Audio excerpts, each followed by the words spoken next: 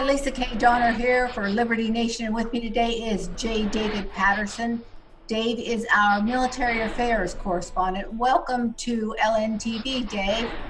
Good to be with you on your program. All right, so here we have a situation. Liberty-minded people are understandably concerned about liberty during this time of the coronavirus. And let's face it, a lot of our liberties have been taken away during this time. So as military affairs contributor, let's spend a few minutes talking about the proper role of the military in this crisis. Well, when we talk about the military, I think the viewer should know that active and reserve Army and Navy, Marines, and Air Force personnel all fall under the federal statute, which is very restrictive. But unusual and severe national security issues always pop up, and we have to use those active and reserve forces. Now, it takes a presidential declaration, and the president has, in fact, given the Secretary of Defense authority to do that.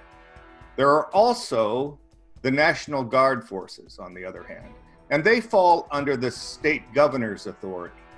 They can be, and often are, called to assist in the states during a state emergencies. All right, so what is the military allowed and what is it not allowed to do on the home front? Well, for the most part, you will always see the military, primarily the National Guard, will be called up first. And they're there to provide logistics capabilities and just general support to the state in dealing with whatever crisis that happens to be. As you know, the active duty and reserve forces have also been called up because of the coronavirus and the extent to which it covers the United States. Recently, the governors of Michigan and Missouri have called out their respective National Guard units to assist with this Wuhan virus crisis. All right, so the general public is being hit with all manner of things that are causing confusion. For instance, when the governor of a specific state says he's going to roll out the National Guard, I think people think that, tanks are going to be going down the streets of their cities and towns. What's the reality, Dave? Well, the reality is exactly what Secretary Esper said, and that there is absolutely no talk inside the Pentagon regarding the military engaging in anything like what people are frightened about.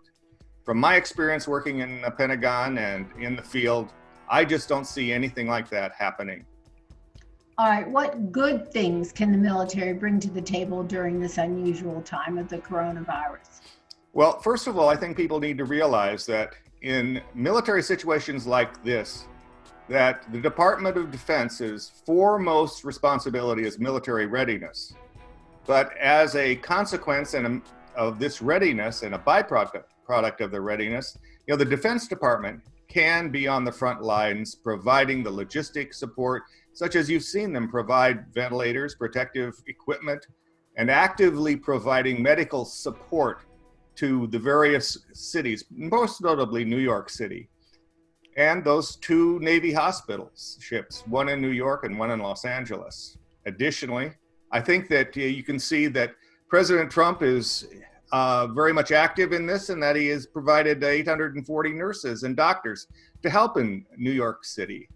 And something that I don't think people quite realize is that the Air Force's Air Mobility Command has brought back about 350 American citizens who were stranded overseas.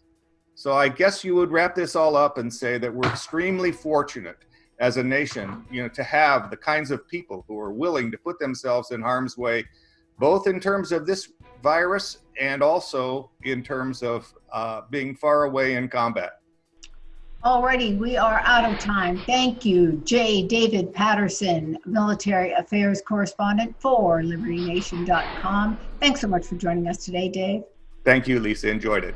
And thank you, viewers. Remember to hit LibertyNation.com early and often for all great news and commentary. And stay safe out there and have a nice day.